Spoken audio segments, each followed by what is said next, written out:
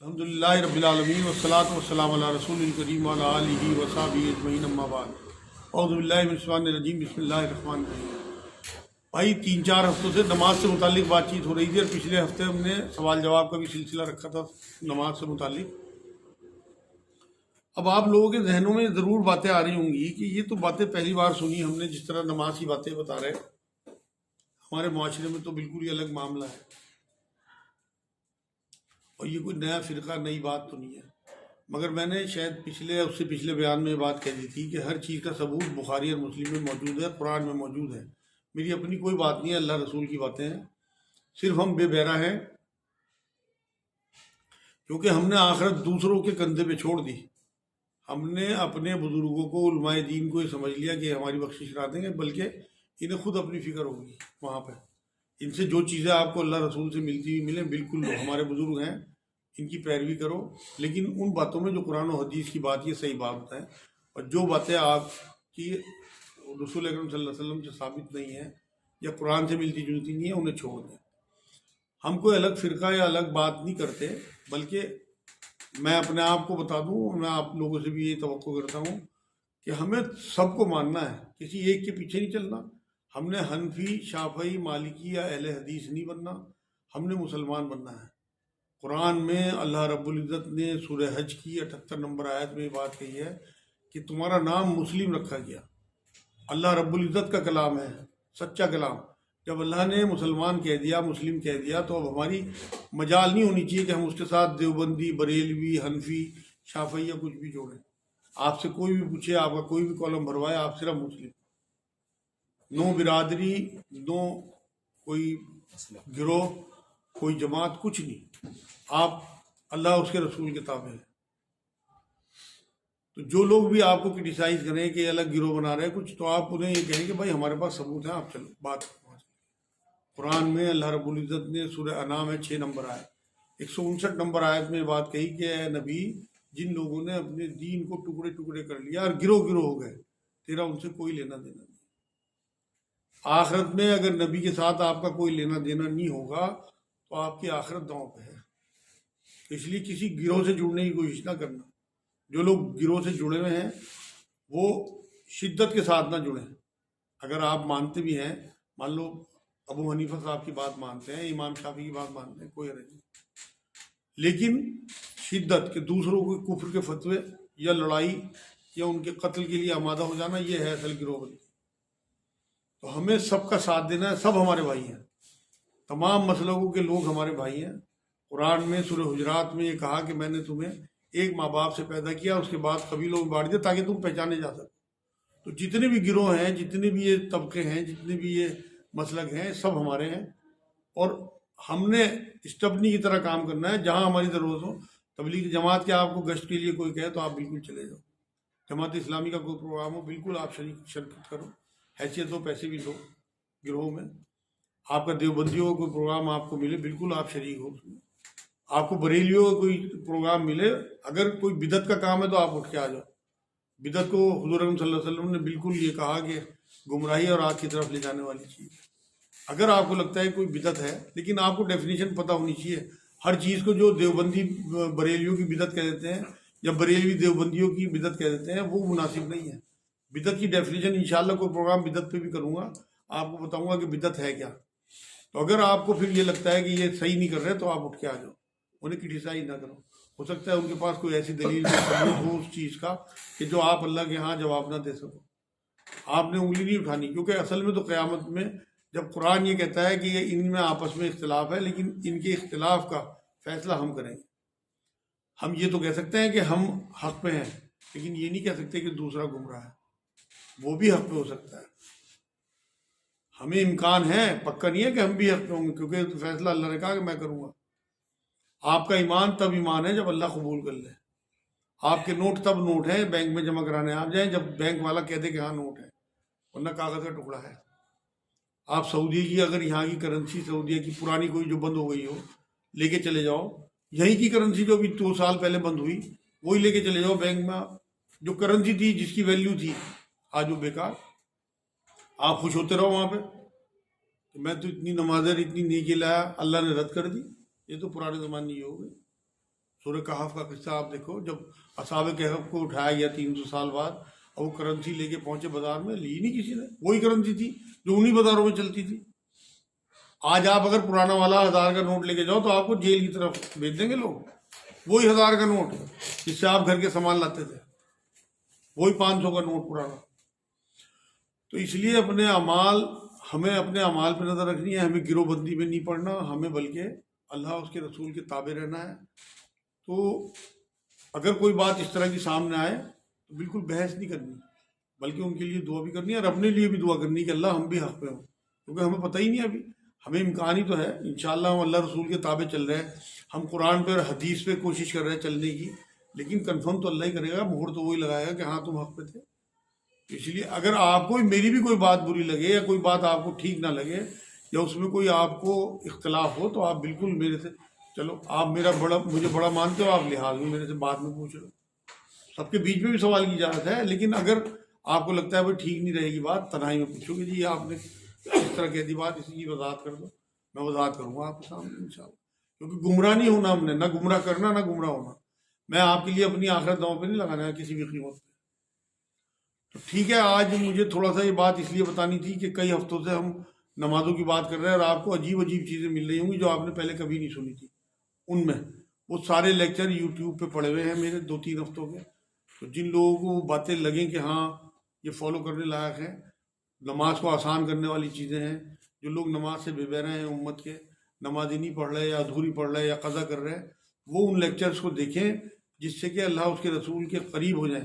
اور ہمیں اللہ کے قریب کرنے والی بہترین چیز نماز ہے۔ اللہ بذکر اللہ و تطمئن القلوب، اور سب سے بڑا ذکر نماز۔ بے شک دلوں کو اطمینان پہنچاتا ہے اللہ کا ذکر، آپ کے اندر جو اضطراب اور بے چینی ہیں وہ آپ کی نماز سے دور ہو جائیں گی۔ قرآن میں خود اللہ رب العزت نے سورہ بقرہ کی 45 نمبر آیت میں کہا کہ صبر اور نماز سے میری مدد چاہو۔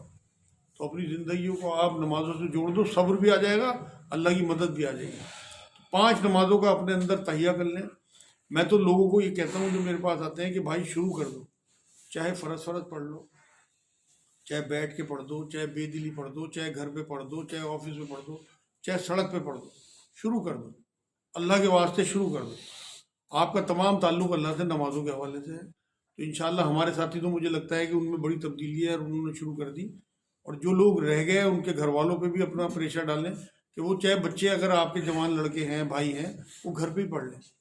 آپ اگر، کیونکہ دیکھو جماعت سے پڑھنا سنت ہے اور نماز فرض ہے۔ جماعت سے پڑھیں گے 26 گنا زیادہ ثواب ہے، لیکن نماز چھوڑیں گے تو بہت بڑا عذاب ہے۔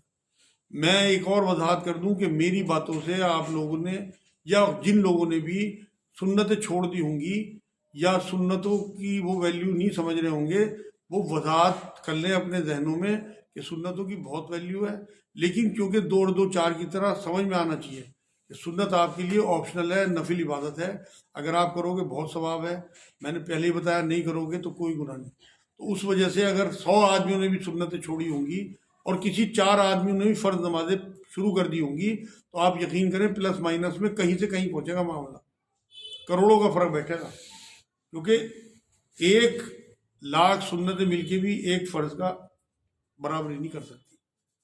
تو اس لیے ساری باتیں میں نے وضاحت کے ساتھ کھول دی۔ کچھ چیزیں انشاءاللہ تعالیٰ جیسے غسل کا طریقہ ہے، وضو کا طریقہ ہے، مسح کا طریقہ ہے، اور موضوع پہ مسح ہے، ان کے لیے ایک الگ سے پروگرام پورا کریں گے طہارت سے اور پاکی سے متعلق۔ اب کسی کے ذہن میں اور سوال ہو نماز سے متعلق تو وہ کر لیں، انشاءاللہ تعالیٰ جو بھی مجھے معلوم ہو وہ کروں گا۔ 1-2 سوالوں کے جواب مجھے دینے ہیں ابھی۔ ایک تو یہ سوال تھا کہ کیا سورہ فاتحہ پڑھنا ضروری ہے نماز میں؟ دیکھیے جی، ایک حدیث پاک یہ ہے کہ بنا سورہ فاتحہ کے کوئی نماز نہیں، لیکن قرآن کی آیت ہے سورہ اعراف کی 204 نمبر آیت کہ جب قرآن پڑھا جائے تو خاموش رہو اور غور سے سنو تاکہ تم پہ رحمت ہو۔ اب اگر آپ سورہ فاتحہ، امام صاحب تلاوت کر رہے ہیں، آپ سورہ فاتحہ پڑھتے ہو، تو آپ سورہ اعراف کی 204 نمبر آیت کی مخالفت میں ہو، اور اگر آپ سورہ فاتحہ نہیں پڑھتے نماز میں تو پھر آپ رسول اکرم صلی اللہ علیہ وسلم کی اس حدیث کی مخالفت میں۔ یہ بڑا عجیب و غریب معاملہ ہے۔ اس میں امام مالک رحمۃ اللہ علیہ ایک امام گزرے ہیں، ان کے موقف پہ میں پکا ہوں. میں نے پہلے بھی شاید یہ بات بتائی آپ کو. ان کا موقف یہ تھا کہ جب امام صاحب تلاوت کر رہے ہوں تو خاموش رہو اس آیت کی روح سے, تاکہ تم پہ رحمت ہو, غور سے سنو. اور جب امام صاحب خاموش ہوں, چاہے تو وہ ظہر کی 4 رکعت ہوں, چاہے عصر کی 4 رکعت ہوں, چاہے مغرب کی آخری رکعت ہو, اور چاہے عشاء کی بعد کی 2 رکعت ہو, ان رکعت میں آپ کو سورہ فاتحہ پڑھنی ہے, چاہے آپ سورت ملاؤ یا نہ ملاؤ. ورنہ بنا سورہ فاتحہ کے کوئی نماز نہیں ہے. کسی سے بحث نہ کرو, کوئی آپ سے پوچھے بتا دو بھائی میں پڑھتا ہوں, نہیں مانتا کوئی بات. آپ نے اپنے رسول کے حکم کو ماننا ہے, وہاں آپ نے اللہ کے حکم کو ماننا ہے.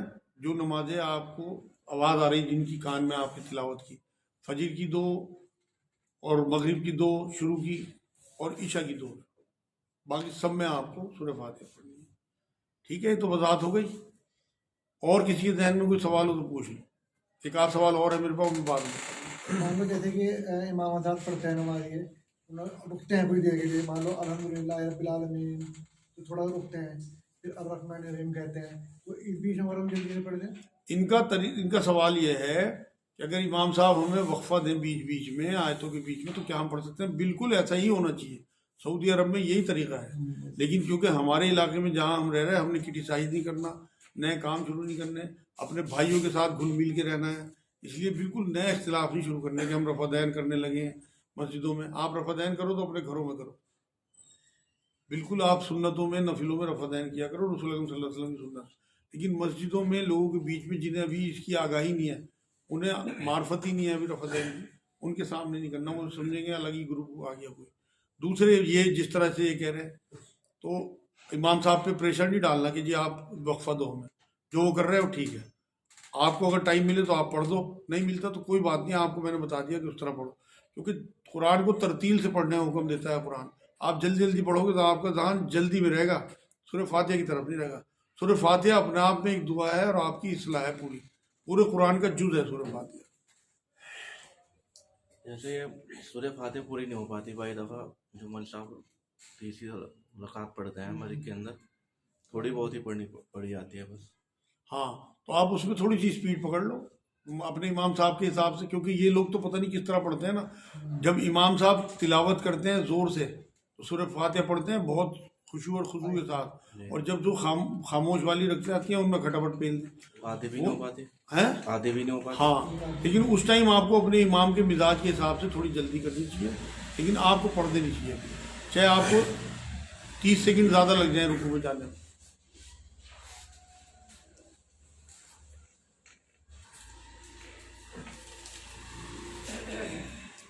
یہ کچھ سوال ہیں, کیا گھر پر نماز پڑھ سکتے ہیں؟ بھائی میں نے بتایا گھر پہ نماز جو ہے وہ ہو تو جائے گی آپ کی, لیکن 26 گنا ثواب آپ کو مسجد میں زیادہ ملتا ہے. تو کوئی بیوقوفی ہوگا, ہم میں بزنس مین بھی ہیں, جاب بھی کرتے ہیں, اگر آپ کو مان لو تھوڑے سے قدم چل کے اپنے آفس کے کام میں, اور جو آپ کی سیلری ویسے آپ کو 300 روپے ملتی ہے, اور وہ 26 گنا زیادہ ملنے لگے, 7800 روپے 300 روپے کی جگہ اور مل جائیں, 8100 روپے ہو جائیں, تو آپ کو بیوقوف کہے گا کوئی کہ آپ 300 روپے لے رہے ہیں. لیکن نماز ہو جائے گی, کیونکہ حضور صلی اللہ علیہ وسلم کی حدیث پاک یہ ہے جو آخری زمانے میں حضور نے کہا کہ میری امت کے لیے تمام زمین مسجد ہے. اسی لیے کہا تھا کہ حضور کو پتہ تھا امریکہ میں, آسٹریلیا میں, انگلینڈ میں اور نوئیڈا میں یا فرید آباد میں مسجدیں نہیں ہوں گی. ایسے علاقوں میں بھی مسلمان ہوں گے جو غیر مسلم وہ علاقے ہوں گے, وہاں انہیں مسجدیں نہیں ملیں گی. تو وہ اگر اپنے آفسوں میں اپنے گھروں میں پڑھ دیں گے تو نماز ہو جائے گی. اب بھی اگر جو لوگ جاب کرتے ہیں نوئیڈا وغیرہ میں, گڑگاؤں میں, میرے پاس آتے ہیں, وہ پوچھتے ہیں جی ہم کہاں پڑھیں؟ آفس میں مصلی بچھا کے پڑھو. اگر 2 بھی مسلمان ہو تو 2 مل کے پڑھ لو, جماعت کا بھی ثواب ملے گا انشاءاللہ. آپ کو بہت سردی لگ رہی ہے, آپ کو بارش ہے, تو آپ حضور کے حکم کو مانو, اور حضور نے تو اعلان کرا دیا تھا کہ اپنے گھروں پہ نماز پڑھو. آپ اپنے بیٹوں کے ساتھ آپ تنہا بھی پڑھ دو گے تو بھی آپ کی نماز ہو جائے گی, لیکن وہی ہے نقصان آپ کا ہے, 26 گنا کم آپ کو ثواب ملے گا, 26 گنا زیادہ مسجد ملے گا, لیکن نماز ہو جائے گی. یہ جو کہتے ہیں کہ بنا جماعت کے نماز نہیں ہے, وہ گناہ کر رہے ہیں, گناہ یہ بات کہیں گے, کیونکہ جماعت سے پڑھنا سنت ہے. حضور نے فرمایا, ویسے شروع کے دنوں میں جب جماعت طے ہوئی تھی, اللہ کی طرف سے حکم آئے تھے, تو کہ میرا دل چاہتا ہے کہ میں ایک گروہ ایسا اکٹھا کروں کچھ لوگوں کا جو ان گھروں میں آگ لگا دے جو گھروں میں نماز پڑھتے ہیں.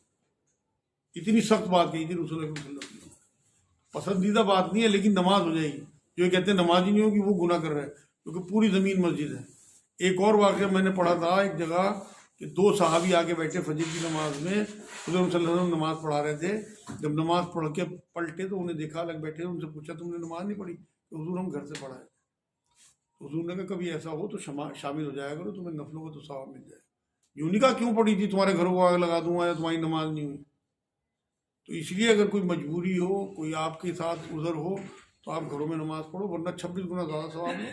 मैंने मिसाल दी कि आपको 300 की जगह 8100 रुपये मिल रहे, तो आपको तो अपने 8100 रुपये की तरफ नजर होनी चाहिए।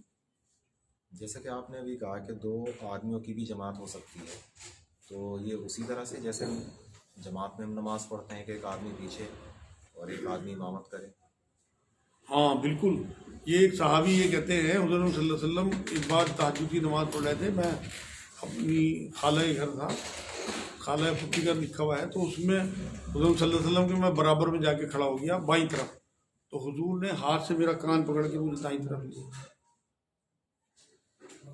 2 आदमी थे, तो जमात की वहाँ पे पीछे खड़े हुए हुजूर के, तो हुजूर ने जमात भी सही कराई। तो इससे ये बात भी साबित हो गई कि नमाज में आप अगर वो ज़रूरी हो तो हरकत भी कर सकते हैं। यानी कि अगर 2 आदमी हैं तो 2 आदमियों की जमात इस तरह से होगी कि एक इमामत करे, एक उसके बराबर में खड़ा हुआ दाईं तरफ, दाईं तरफ। तीसरा आ गया तो बाईं तरफ। नमाज की हालत में नाक पोंछना, खुजाना, ये कैसे? बिल्कुल तमाम हरकतें जाई। मैंने बताया तो आपको, हुजूर ने तो कान पकड़ के उनका इधर किया अपनी तरफ, बाईं तरफ से दाईं तरफ। तो बिल्कुल हरकत आप कर सकते हैं। मुस्लिम बुखारी में दोनों में ये हदीस है। वो कहते हैं कि 3 बार से ज़्यादा खुजाना नहीं चाहिए, खांसना नहीं चाहिए कुछ। हाँ, ये तवज्जो की वजह से हमारे हनफी हजरात जिस इलाके में रहते हैं ये कहते हैं, लेकिन इस तरह की कोई हदीस नहीं, कोई सबूत नहीं है इस तरह का कि हुजूर ने बात कही हो। अगर किसी को मान लो बेइंतहा नज़ला हो रहा और उसकी 10 दफ़ा नाक आ रही है, नाक टपकने का खतरा है कालीन पे या कपड़ों पे, तो वो तो 3 बार के चक्कर में सारी मस्जिद गंदी कर देगा। अगर मजबूरी हो तो बिल्कुल आपको इजाज़त है। जब रसूल पाक सल्लल्लाहु अलैहि वसल्लम से मैंने बात साबित कर दी हरकत करने की, तो उसमें कहीं नहीं लिखा हुआ कि 1 बार या 3 बार या 5 बार। बचना चाहिए, जितना कम से कम आप हरकतें करोगे उतनी ही ज़्यादा आपकी तवज्जो नमाज में होगी। अगर आपके बराबर में कोई ज़्यादा हरकतें करने वाला हो तो आपकी नमाज अक्सर ख़राब होती है, आपको बेचैनी होती है कि कोई यहाँ गुजारा कोई यहाँ गुजारा। आप ध्यान करना कभी इस बात को, तो आप दूसरे की नमाज भी ख़राब करते हो अगर आप ज़्यादा जो हरकतें करते हो। क्या खुशू खुजू के बिना नमाज हो जाएगी? हाँ भाई, नमाज फ़र्ज है। इनका सवाल यह है कि क्या खुशू खुजू के बिना नमाज हो जाएगी? बिल्कुल नमाज हो जाएगी। खुशू और खुजू से आपका ताल्लुक़ बढ़ता है, मार्फत बढ़ती है अल्लाह से, लेकिन ज़रूरी नहीं है खुशू और खुजू हो, नमाज ज़रूरी है। अगर आप इस वजह से नमाज़ें छोड़ दोगे कि मेरा खुशू खुजू नहीं आता, तो आप अल्लाह के यहाँ पकड़े जाओगे, क्योंकि एक तो हुक्म है। देखो, किसी मजदूर का अगर मान लो दिल नहीं लगता न काम में और वो फिर भी मजदूरी करता रहे कि मुझे अपने 20 बच्चे पालने हैं, मान लो खिड़की से उसका मालिक बैठा हुआ देख रहा है कि सुबह से मजदूरी कर रहा है, 100 रुपये मजदूरी है उसकी और मजबूर है करने को, हो सकता है शाम को खुश होकर दुगने पैसे दे दे कि इसकी तबीयत नहीं थी फिर भी ये करता रहा। तो हो सकता है खुशू और खुजू ना हो, उसके बावजूद भी नमाज़ें पढ़ने वालों को अल्लाह दुगना अजर दे दे कि इसकी तवज्जो, इसकी परेशानी, इसके हालात ऐसे नहीं थे कि ये नमाजों की तरफ इतनी तवज्जो कर सकता, लेकिन फिर भी पढ़ता रहा क्योंकि मेरा हुक्म। मोबाइल बजे तो क्या आप बंद कर सकते हैं? बिल्कुल, वो भी हरकत में आएगा भाई। मोबाइल बजने पे बिल्कुल बंद करना चाहिए जिससे कि औरों को डिस्टर्बेंस ना हो। बल्कि मैं तो यहाँ वजाहत ये भी करूँगा कि मोबाइल की जो घंटियाँ हैं आप बिल्कुल सादी कराओ। गलती हमसे हो जाती है, मोबाइल हमारी ज़िंदगी का हिस्सा हो गया, लेकिन सादी घंटी हो। ये जो म्यूज़िक की घंटियाँ हैं, मस्जिदों में म्यूज़िक बजना, आप यकीन करो सूरे मायदा आयत 2 अल्लाह ने कहा है कि शायर अल्लाह की बेहुरमती से बचो। ईमान वालों, शायर अल्लाह की हुरमती से बेहुरमती से बचो। और ये जितनी मस्जिदें हैं ये बैतुल्लाह कहलाती हैं, ये शायर अल्लाह हैं, मतलब अल्लाह की निशानी है। तो हमें इनकी बेहुरमती से बचना है। अपने सादे मोबाइल कर लो, मतलब म्यूज़िक, जिससे कि आप दूसरों को डिस्टर्ब करने के जो है वहाँ पे जिम्मेदार ना बने, जिससे आखिरत में आपकी पकड़ हो। थूक आए तो क्या करें? देखो जी, थूक आए तो निकल भी सकते हैं। अगर बहुत ज़्यादा किसी को थूक आता है तो पहले तो मस्जिदें कच्ची थी, वहाँ तो ये हुक्म था, बुखारी में हदीस पाक है कि थूक के और पैरों से मसल दो उसे, लेकिन अब तो कालीन होते हैं। ये आज के लिए ऑर्डर नहीं है अल्लाह के रसूल सल्लल्लाहु अलैहि वसल्लम का, बल्कि आप ये करेंगे आज तो टिश्यू पेपर होते हैं। अगर किसी को बहुत ज़्यादा थूक आता है, राल गिरने का खतरा है, तो वो टिश्यू पेपर जेब में रखे और या रुमाल जेब में रखे, उससे जो है वो, और अगर बिल्कुल भूल गया ना रुमाल है कुछ और ना टिश्यू पेपर है, थूक गिरने का खतरा है, तो हाथ पे थूक ले, थूक पाक होता है, और अपनी कमीज पे या आस्तीन पे कहीं मल ले, कपड़ों पे मल ले। लेकिन अगर रुमाल रख ले, टिश्यू पेपर रख ले, वो ज़्यादा सेफ है। टिश्यू पे थूक करा और जेब में रख लिया। अक्सर आपने देखा होगा सऊदी अरब के या पाकिस्तान के लोगों को, तो उन्हें थूक आता है। उलमाए दीन को भी देखा होगा कि बात करते हुए मान लो उन्हें खांसी आई है, थूक आया, तो थूक बलगम उसमें लिया और जेब में रख लिया, बाहर फेंक दिया। तो बिल्कुल आप ये कर सकते हो, थूक पाक होता है। नमाज की हालत में। हाँ, नमाज की हालत में बता रहा। मस्जिद को तो हर हाल में बचाना है। कूड़ा भी अगर खुदा न खास्ता आपके जिस्म से भी कोई चीज़ गिरी, बाल भी गिरा, उसे उठा के जेब में रख लो। मस्जिद अल्लाह का घर है, उनका बहुत अदब, बहुत एहतराम करना है। आप सूरह माइदा 2 नंबर आयत पढ़ना, शायर अल्लाह की, ए मोमिनो शायर अल्लाह की हुर्मत करो, इनकी बेहुरमती से बचो।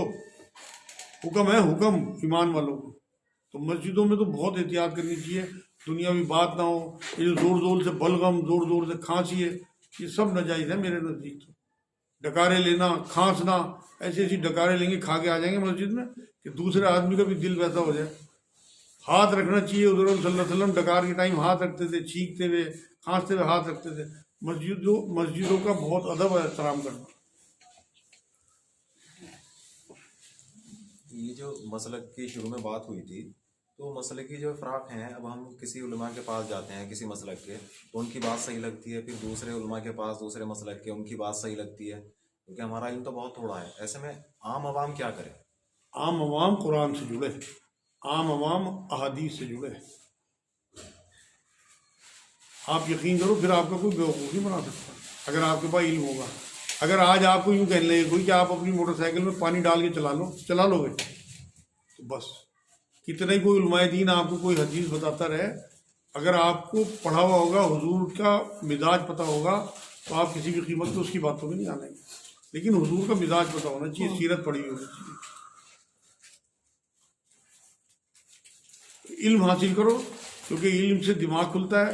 देखो मैं एक बात बताऊँ आपको, जब अबू बकर सिद्दीक रज़ियल्लाहु ताला अन्हु ने बिलाल रज़ियल्लाहु ताला अन्हु को ख़रीद के आज़ाद किया, उसके बाद जब उनके ज़ख़म वख़म भर गए, तो एक बार ये हुआ कि वो एक दिन कलम लाए और रोशनाई और एक लकड़ी का तख्ता था, उस पर उन्हें कहा कि लिखना शुरू कर।